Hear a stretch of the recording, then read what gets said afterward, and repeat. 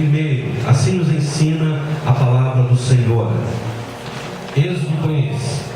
E apacentava Moisés o rebanho de Jetro, seu sogro, sacerdote em Midian, e levou o rebanho atrás do deserto, e chegou ao monte de Deus, a Horebe.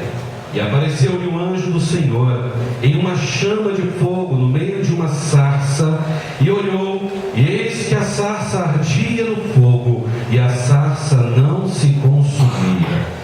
E Moisés disse: agora me virarei para lá, e verei esta grande visão, porque a sarça não se queima.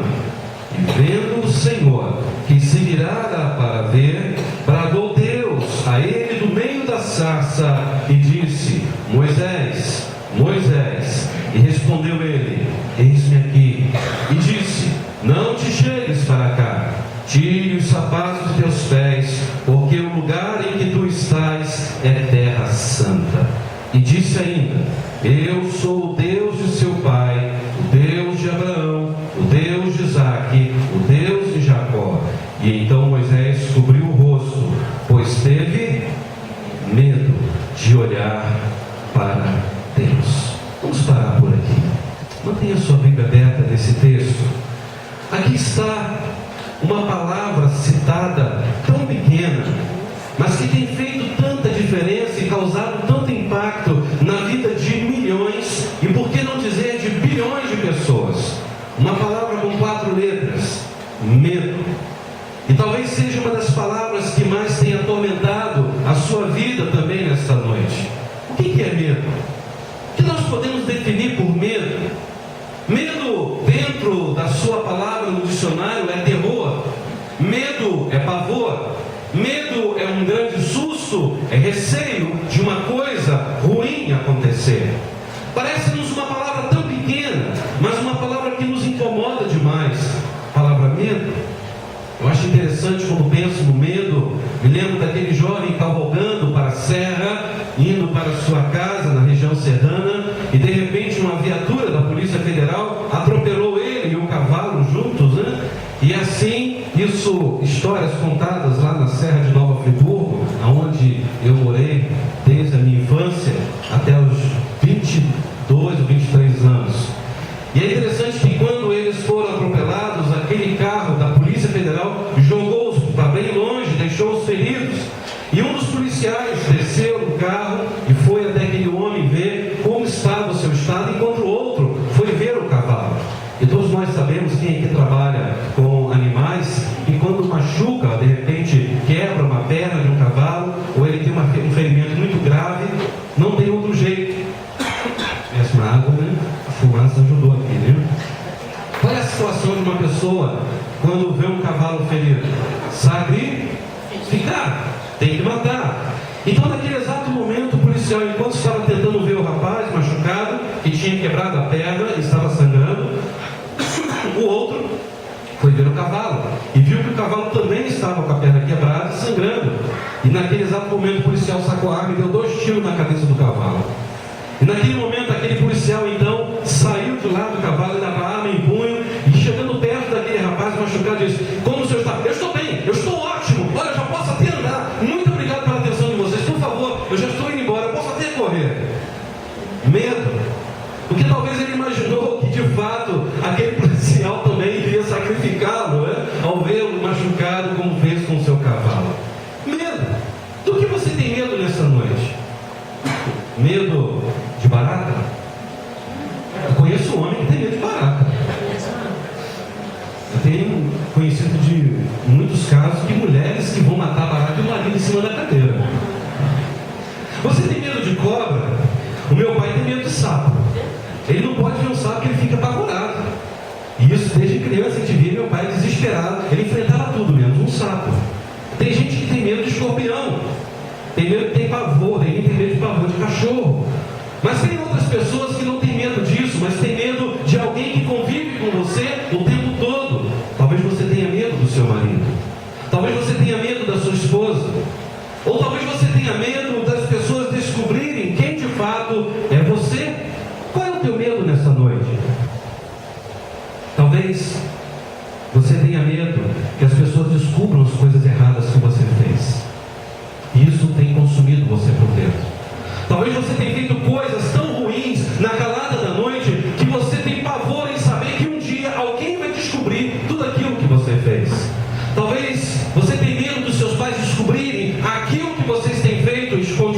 diretamente pela internet ou pelo WhatsApp. Talvez você tenha medo de ficar doente, e a doença que é mais comum nos dias de hoje é o câncer. E quando alguém olha para uma pessoa com câncer, já dá pavor, ela fica desesperada ao imaginar que um dia pode ter também essa doença. O que te dá medo nessa noite? A outra pergunta é: como nós podemos lidar com o medo? O que nós podemos aprender na vida de Moisés, mediante o estudo da palavra de Deus, a lidar com o medo? E por isso eu quero responder nesta noite como nós podemos encarar nossos medos sem medo. Parece redundante, mas eu queria que você repetisse comigo essa pergunta: como podemos encarar os nossos medos sem medo?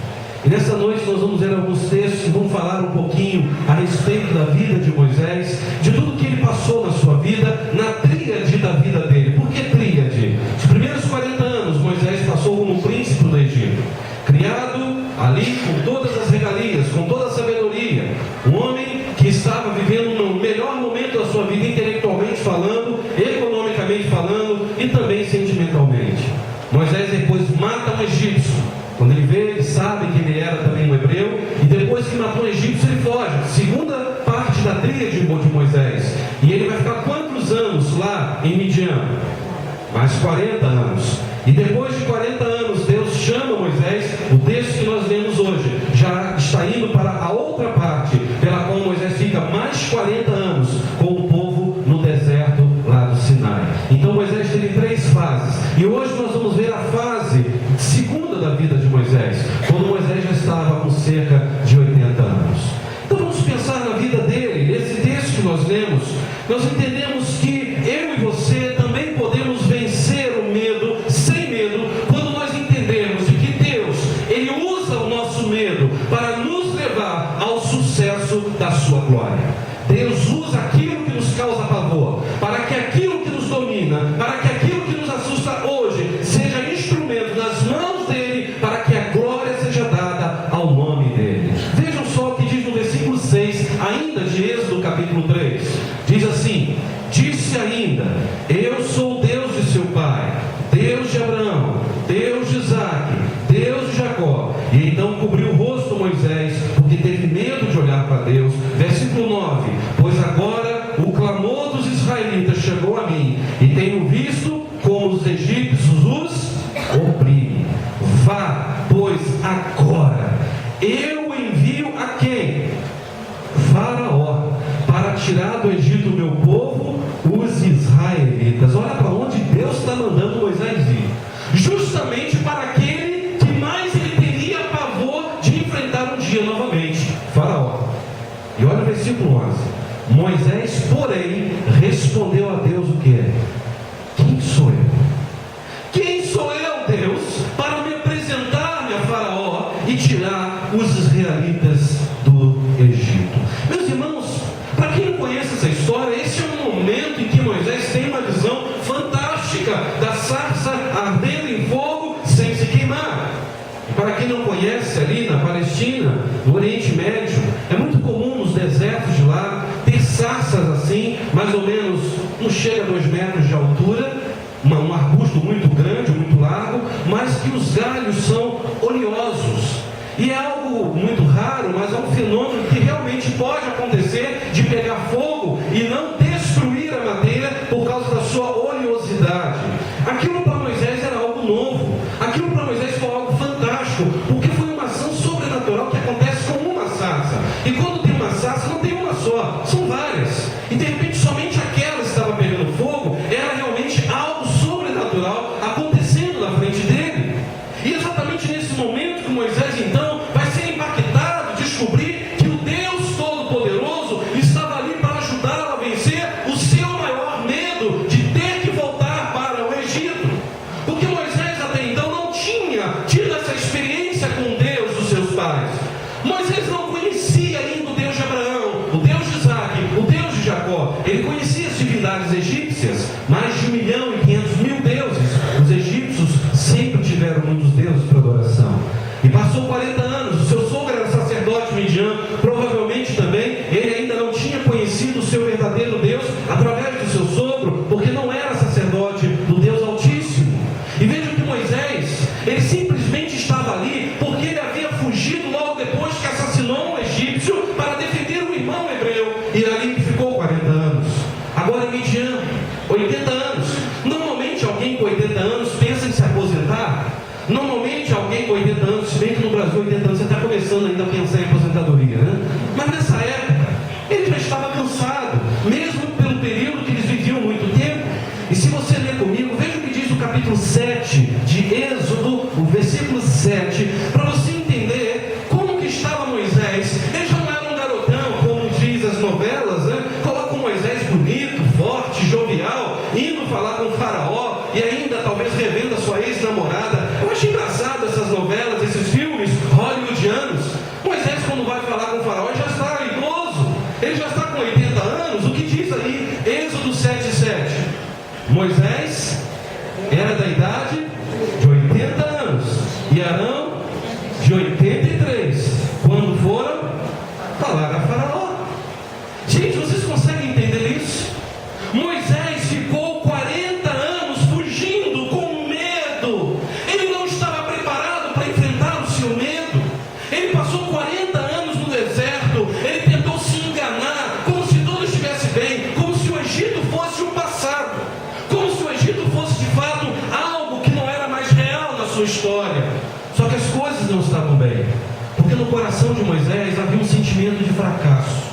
Moisés sabia que lá estava a sua geração.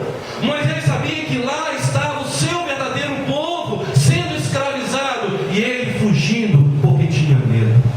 Eu aprendo, queridos, que o nosso medo, ele pode nos levar a um deserto de avaliação profunda, de melancolia por muito tempo, porque nós ficamos aprisionados a esse sentimento.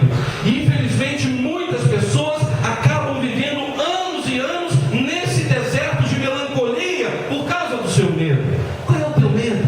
O que tem feito você ficar paralisado tanto tempo na sua vida também? Veja que Moisés, ele se tornou um pastor de cabras. Moisés, ele sai do Egito como um príncipe. Ele sai do Egito como um homem culto. Ele sai do Egito com toda a visão espiritual do Egito, com toda a visão de prazeres que o Egito lhe proporcionava, de riquezas que ele tinha aos seus pés. E agora ele vai para o deserto de Midian. Ele se torna a maior humilhação na visão da cultura egípcia. Ser pastor de ovelhas, pastor de cabras, era a pior classe de pessoas para aqueles que viviam no Egito. Para os egípcios, ser um pastor era ser alguém abominável. E aí, imagine só a sensação de medo, mais o fracasso que Moisés começa a sentir durante 40 anos. Eu estou agora, não tenho opção, vivendo como a maior abominação de toda a cultura que eu tive por 40 anos de idade. Vocês conseguem imaginar? Moisés agora tem que encarar uma situação, e o medo junta-se com a vergonha de alguém talvez no Egito descobrir que ele, de príncipe, se torna um pastor humilde, humilhante e abominável. Eu fico olhando para isso e fico pensando, será que nós também não estamos vivendo fases assim, parecida com o de Moisés?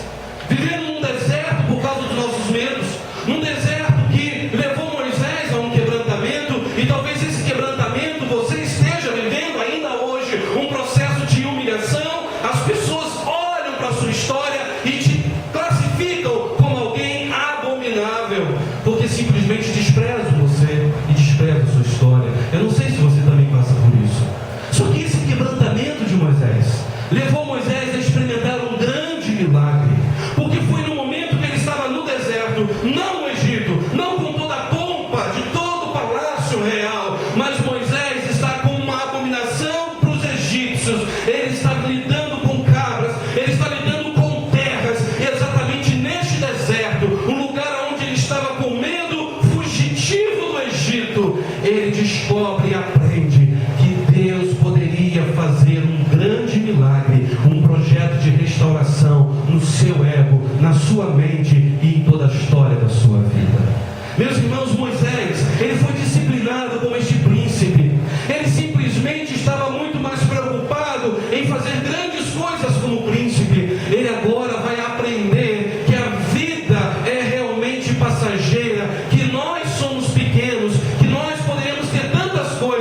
que nada disso importa perante o Deus do universo.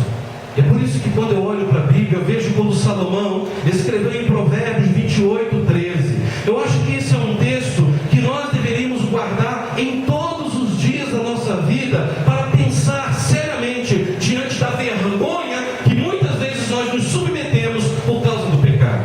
Olha o que diz Provérbios 28:13. Diz assim: quem esconde os seus pecados não prospera. Vou repetir: quem esconde os seus pecados não prospera, mas quem confessa e os abandona encontra misericórdia.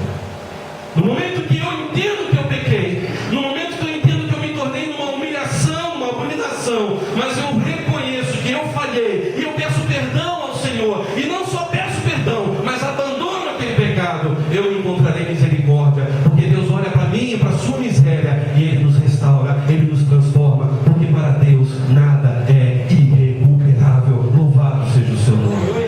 Meus irmãos, foi exatamente nesse deserto de humilhação que Moisés teve o seu caráter forjado, formado, para que Deus pudesse moldá-lo naquilo que Deus queria na vida dele. Moisés disse: Senhor, o Senhor está falando para eu voltar para o Egito? Eu não tenho condições. Quem sou eu para fazer isso, Senhor? Deus sabia que Moisés estava dizendo: não, Senhor, eu não tenho coragem de olhar para Faraó, todo mundo vai rir de mim. Isso aí era aquele Moisés, esse que era o príncipe do Egito, agora está idoso, fedendo a cabras e ovelhas, virou pastor de ovelhas, olha que abominação, agora com um cajado na mão, porque é o seu instrumento de trabalho, não é mais um cetro de ouro de Faraó. Moisés sabia que ele iria ser humilhado, e Deus respondeu para Moisés algo para mim fantástico, mesmo que eu entendo que Ele responde para mim e para você nesta noite. Na parte inicial do versículo 12 deste capítulo 3 de Êxodo, olha o que Deus responde para Moisés. Deus afirmou para ele, depois que ele disse: Senhor, eu não posso, eu não consigo, eu não sou capacitado, eu confesso que eu estou com medo. Deus fala o que para ele? Eu estarei com você. Sabe que palavra confortadora é essa? É a palavra que Deus dá para mim e para você ainda hoje, após a modernidade. Deus estará sempre conosco na pessoa de Jesus Cristo, teu Filho, na unção do seu Espírito Santo, que é o nosso intercessor existencial, e Jesus, o nosso intercessor jurídico, como nosso advogado. Moisés, queridos, estava simplesmente ouvindo de Deus: olha, encare os seus medos sem medo, para que você entenda qual é o sucesso da minha glória, para que você entenda que mesmo você se sentindo humilhado, mesmo você se sentindo a abominação do Egito, você será um instrumento de glória nas minhas mãos para libertar Israel das mãos de Faraó. Moisés não estava entendendo isso. Deus disse: eu vou estar com você. Que é maior garantia do que essa em sair daqui nesta noite, ciente de uma coisa: podemos não ter o dinheiro que queríamos ter, a casa que queríamos ter, o carro que queríamos ter, a formação acadêmica que queríamos ter, talvez o casamento que queríamos ter, mas nós temos a coisa mais preciosa, a presença de Deus conosco todos os dias até a consumação dos séculos. Isso nos traz total segurança. Meus irmãos, talvez nessa noite o seu medo seja com o futuro dos seus filhos. Pastor, eu tenho medo de tudo que eu estou vendo hoje acontecer na mídia, de tudo que a educação está tentando impor na mente dos meus filhos. Eu tenho medo do que meus filhos vão vivenciar, das escolhas que eles vão tomar. Talvez você tenha medo nessa noite do seu casamento acabar, ou quem sabe, como disse uma pessoa uma vez: pastor, eu tenho medo do meu casamento continuar. Vai entender, né? Enquanto eu estou com medo do casamento acabar. Tem pessoas que falam: pastor, a coisa mais complicada que Deus nos deu é o casamento. Eu falo: mentira. É problemático, minha mulher. Não, mentira. O que nós temos que entender é que o casamento é bênção de Deus. Deus jamais daria um problema para a gente. Casamento nunca foi e nunca será problemático. Problemáticos são pessoas que se casam. Elas sim são problemáticas. Casamento não. É presente de Deus.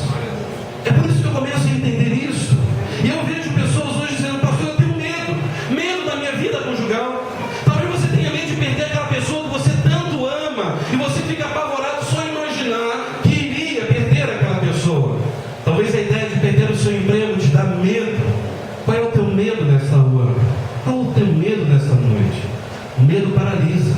E por incrível que pareça, o medo também pode liberar coragem. Eu não sei se você já ficou paralisado igual Chaves diante do medo. Tem gente que paralisa, fica sem ação. Mas normalmente, psicologicamente falando, o medo libera em nós uma defesa. E eu já disse aqui que sempre quando nós estamos com medo, de alguma maneira, a nossa defesa aumenta. Porque a gente vai ou correr, é uma forma de medo, mas eu estou me defendendo, ou enfrentar. E você tem que encarar aquele problema. A reação natural do ser humano é se defender. É por isso que normalmente muitas pessoas passam a vida fugindo de encarar o problema, fugindo de conversar com o seu marido, com a sua esposa, fugindo de conversar com seus filhos, com seus pais, com seu sogro, com sua sogra, com aquela pessoa que você não suporta e não engole. Você vive fugindo, mas você vai fugir até quando? Deus cobra isso de mim, de você. Nós temos que encarar e temos que viver aquilo que a Bíblia nos ensina. Se teu inimigo tiver fome, dá-lhe de comer. Se tiver sede, dá-lhe de beber. Porque fazendo isso, amontoarás brasas sobre a cabeça dele ou dela. Não te deixes vencer pelo mal, mas vença o mal com o bem.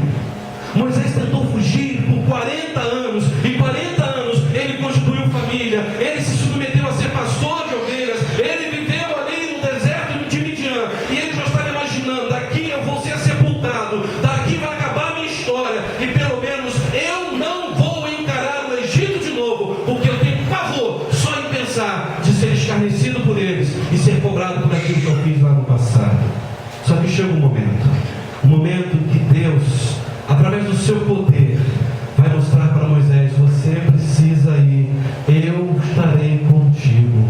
Eu não sou qualquer um, eu sou o Senhor dos exércitos, eu sou o Deus de Abraão, eu sou o Deus de Isaac, eu sou o Deus de Jacó. Eu fico imaginando Moisés falando lá no versículo 14: mas o que eu digo para o povo, já que o Senhor quer que eu vá para lá? Ele diz o que? Diga ao povo: eu sou o que sou. Foi a primeira música que nós cantamos.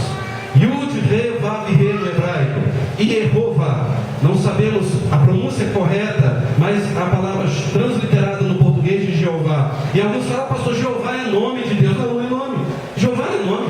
Jeová significa o quê? Um tetragrama sagrado, 4 consoantes hebraicas. Eu sou o que sou. Ou seja, Deus está dizendo: eu sou o que sou, não tem que dar satisfação de quem eu sou. Ele era poderoso, eu sou o Deus de Isaac, de Abraão, eu sou aquele que tem feito tudo, eu sou o motor propulsor do universo, eu sou o Criador. Era isso que Deus estava revelando para Moisés. Eu não sou um Deus do Egito, eu sou o Senhor da glória e da eternidade. É esse Deus que Moisés conheceu, é o mesmo Deus que eu creio que está aqui conosco, entre nós e em nós. Glória seja dada ao nome dele. Meus queridos, é nesse momento que Moisés começa a entender que Deus estava usando o seu medo para revelar o sucesso da sua glória. É no deserto que Deus revela o sucesso da sua glória. É no momento mais difícil da nossa existência que Deus permite a gente ser moldado e tratado naquilo que a gente mais tem medo. Parece ser engraçado, parece ser redundante, mas nós temos que encarar o medo sem medo. Eu e você precisamos enfrentar o medo sem medo. A tarefa parecia ser muito grandiosa. Como eu vou libertar essa multidão, cerca de quase 2 milhões de pessoas? Um homem fujão, um homem já idoso, como um homem se sentindo tão pequeno, agora se encontra com Deus tão grandioso. Um homem cheio de traumas, um homem cheio de medo, um homem cheio de indagações na cabeça. Quem é o Senhor? Agora ele está simplesmente dizendo: Senhor, eu não posso, mas Deus vai trazer uma palavra de refrigério: eu estarei com você. Isso impactou Moisés, e Moisés começou a entender que o seu medo poderia ser. Agora eu estou fazendo a igreja Jessa. Eu já tinha 2 tipos: santo casado inteiro e Zé do cachorro. Era velório atrás de velório, né? Todo mundo fala: quem morreu? Chama o pastor da igreja batista. Lá estava eu, né? E aí você chega lá, uma pessoa jovem no caixão, e aquela pessoa está inchada, né? Às vezes tem um rostinho bonito e fala: está dormindo, ai, está dormindo, está no Senhor. Aí quando você vê que a pessoa está feia, a pessoa olha, aí um faz da cruz e vai embora, né? Porque fica desesperado, nem fala nada que está dormindo, né? Já está no inferno. Gente, que coisa horrível. Querer designar o futuro da alma da pessoa pelo físico dela. Imagina aquele que sofreu um acidente de carro, um crente fiel ao Senhor, está lá todo retorcido, queimado, tem que blindar o caixão. Aí você olha, meu Deus, Cristiano foi para o inferno, né? Não tem sentido isso, gente. Isso é algo que foi criado pela história da igreja no passado. E aí eu cheguei e perguntei para a pessoa que estava do lado assim: o que aconteceu? Um jovem morreu.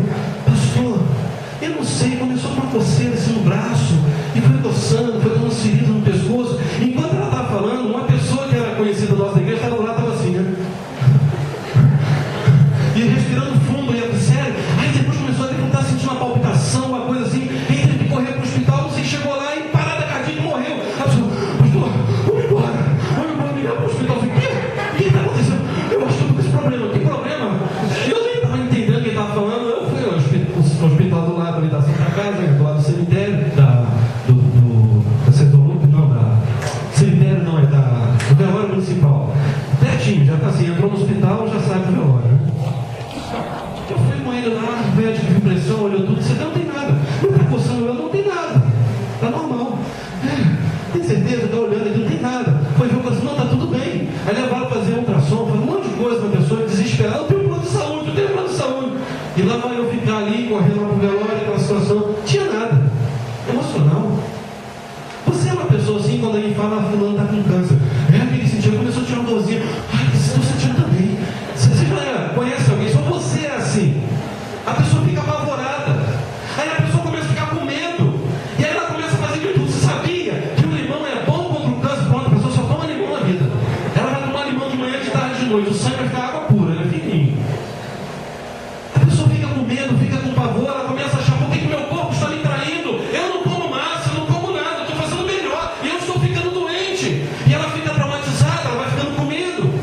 Como que talvez você possa hoje, nessa noite, sair daqui e falar, pastor, eu preciso ter certeza de que este medo vai sair da minha vida. Eu preciso te dar algumas razões. Primeira razão, nós não devemos temer as pessoas, não devemos temer o ser humano, porque se nós temermos o ser humano, nós vamos fazer deles nossos deuses.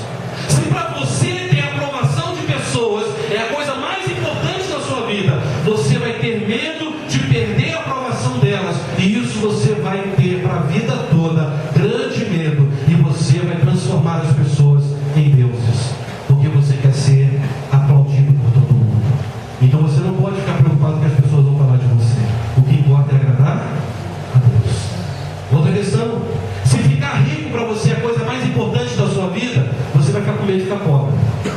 E aí a riqueza se tornará um Deus na sua vida. Você não vai suportar se a sua empresa quebrar. Você não vai suportar se um dia precisar ter que vender a sua casa para um tratamento de saúde. Você vai entrar em pânico, vai ficar com vergonha. O que vão dizer de mim? Eu estou perdendo tudo que eu tinha. Então a riqueza, os bens se tornarão Deus na sua vida. É isso que te dá segurança. Outra questão, se casar para você é a coisa mais importante. Por favor, eu quero casar, né? Solteiros e solteiras de plantão, por favor, me entendam. Casamento é bênção, que Deus abençoe e quero fazer seu casamento, não velório. Mas o problema é quando o seu casamento, o sonho de casar, se torna a coisa mais importante da sua existência. O seu medo será qual? Ficar solteiro. É o pavor de quem está solteiro. Pastor, eu já estou ficando para titi.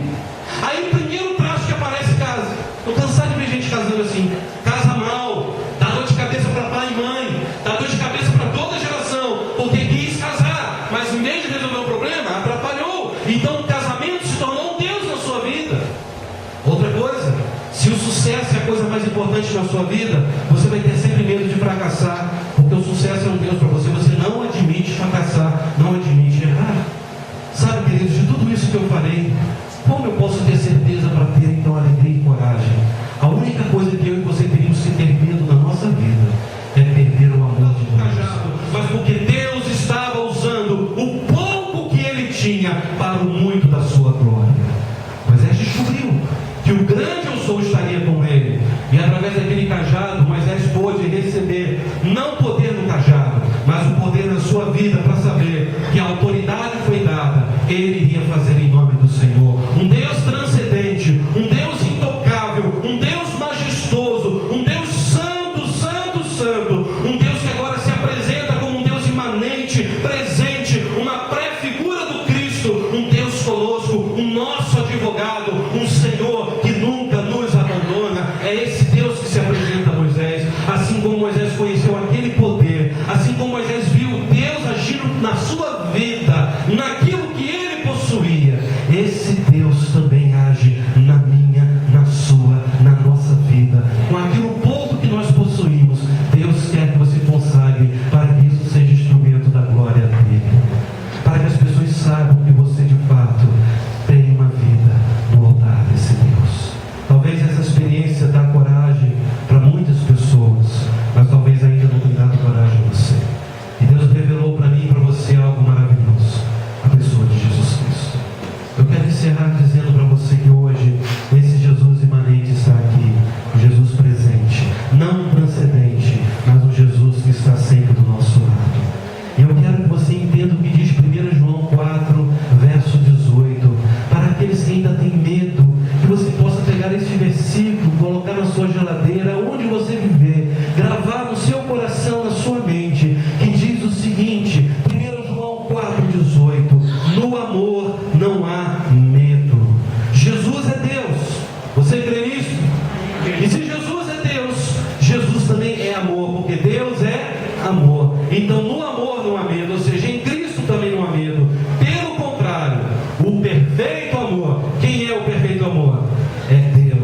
Expulsa todo medo, porque o medo supõe castigo, e aquele que tem medo não está aperfeiçoado no amor. O perfeito amor lança fora todo medo. Qual é o teu medo nesta noite? Moisés foi curado do seu medo. O seu medo é porque você sabe que está vivendo em pecado. O seu medo é que você sabe que você está precisando sempre de um estímulo para voltar para a presença de Deus. Talvez hoje o seu maior medo, você já vai descobrir nesse momento. Ele está aqui do seu lado. Ele se chama Jesus Cristo, o perfeito amor. E só Ele tem poder de lançar fora todo medo. Eu quero convidar você a fechar os seus olhos. Quero convidar você a orar e a conversar com Deus. Talvez você entrou aqui e você está tão preocupado com tudo que tem que fazer lá fora. Você está preocupado com tantas coisas. E você precisa se conectar àquilo que Deus está falando na tua coração. Só o amor de Deus sobre a tua vida é que pode expulsar com poder todo o teu medo. Deus tem poder, mas também tem amor. E se você quer fazer parte dessa família de Deus e lançar sobre esse verdadeiro amor que é Jesus Cristo todo o seu medo, eu quero colocar sua vida agora em nome de Jesus diante desse Senhor, o Eu Sou, aquele que é um Deus imanente, presente, aquele que se faz conosco aqui nesta noite, o nosso amigo, o nosso advogado, o nosso intercessor jurídico. É aquele que sabe de todos os seus erros, é aquele que conhece os seus pecados, é aquele que conhece as suas indagações, é aquele que sabe de toda a história da sua vida